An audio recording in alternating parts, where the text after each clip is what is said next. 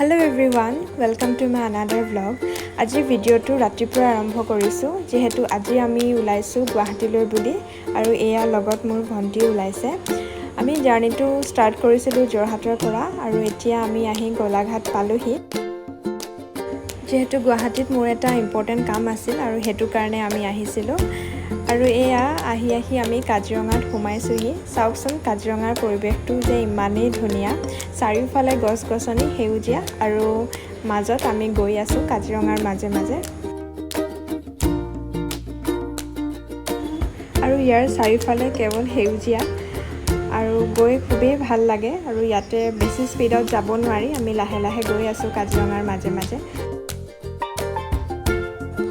অলপ দূৰ যোৱাৰ পাছত বতৰটো খুবেই বেয়া কৰিলে আৰু আমি ৰাস্তাতে বৰষুণ পালোঁ। বৰষুণজাক বাৰু লাহে লাহে দিছিল, কিন্তু শেষত ইমানেই জোৰকৈ বৰষুণ দিছিল যে আমি গাড়ীয়ে চলাব পৰা নাছিলোঁ আৰু তেনেকৈ আমি লাহে লাহে গৈ আছিলোঁ আৰু এটা সময়ত আমি অলপ সময়ৰ কাৰণে গাড়ীখন ৰখায়ো দিলোঁ। আৰু সঁচাকৈ দেই, ভাগ্যখনো যে ইমানেই ভাল আছিল, বৰষুণজাক লাহেকৈ কমিল আৰু বতৰটো খুবেই ভাল কৰিলে।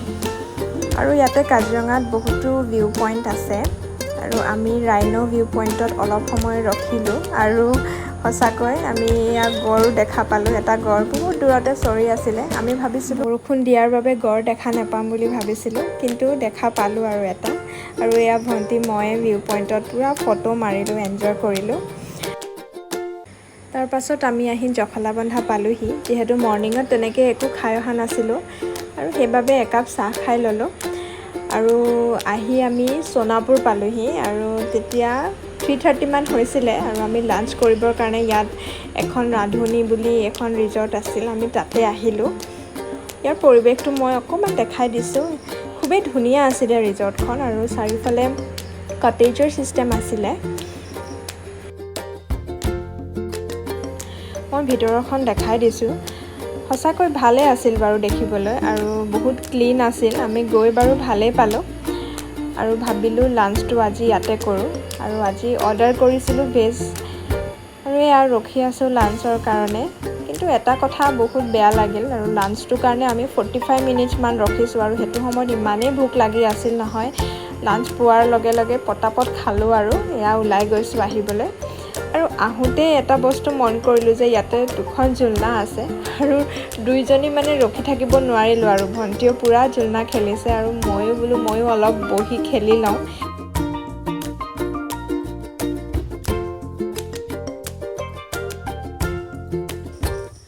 লাঞ্চৰ পাছত আমি পুনৰ জাৰ্ণি ষ্টাৰ্ট কৰিছিলোঁ আৰু অলপ সময়ৰ পিছত আমি গুৱাহাটী পালোঁহি। গুৱাহাটী পোৱাৰ পাছতে আমি এটা হোমষ্টে চাইছিলোঁ আৰু হোমষ্টেটোৰ নাম আছিল ইগল নেষ্ট হোমষ্টে আৰু ইয়াত আমি 2 দিনৰ কাৰণে এটা ৰুম বুক কৰিছিলোঁ। প্ৰথমতে ইয়াৰ ভিউটো চাওকচোন ইমানেই ধুনীয়া আৰু আমি যিটো গধূলি সময়ত পাইছিলোঁ পূৰা লাইট জ্বলি। ইয়াত 2 দিনৰ কাৰণে ৰুম বুক কৰা হৈছিল। ৰুমটো বাৰু ভালেই আছিল। আমি পোৱাৰ পাছত সকলো ইয়াতে ফ্ৰেছ হৈ ল'লোঁ। পূৰা ভিউটো দেখাই দিছোঁ আৰু আহি পাওঁতে বহুত গৰমো লাগিছিল বাৰু, সেইকাৰণে সকলোৱে ভালদৰে ইয়াতে গা চা ধুই ল'লোঁ আৰু গা ধোৱাৰ পাছতহে একেবাৰে মন চন ভাল লাগি গৈছিল দেই। তাৰপিছত আমি ৰুমৰ পৰা ওলাই আহিলোঁ আৰু যিহেতু গুৱাহাটীতে আমাৰ ঘৰৰে এগৰাকী ভণ্টি থাকে আৰু তাইক লগ কৰিবলৈ আহিলোঁ আৰু ইয়াতে কেফেত অলপ কিবা কিবি খাই ল'লোঁ। তাৰপিছত আমি ভণ্টিজনীৰ ৰুমত গ'লোঁ। ৰুমত গৈ পূৰা এনজয় কৰিলোঁ। আমি গেম খেলিলোঁ, বহুতো কথা পাতিলোঁ। যিহেতু বহুত দিনৰ মূৰত আমি আটাইকেইজনী একেলগ হৈছোঁ, কেনেকৈনো ৰাতিটো পাৰ হ'ল গমেই নাপালোঁ। পূৰা এনজয় আমি কৰিছোঁ। লগতে সকলোৱে ডিনাৰটো ইয়াতে কৰিলোঁ। আজি ভিডিঅ'টো ইয়াতে সামৰিছোঁ। মোৰ চেনেলটো প্লিজ ছাবস্ক্ৰাইব কৰিব। পুনৰ এটি নতুন ব্লগত লগ পাম। আজিলৈ আহিছোঁ, বাই।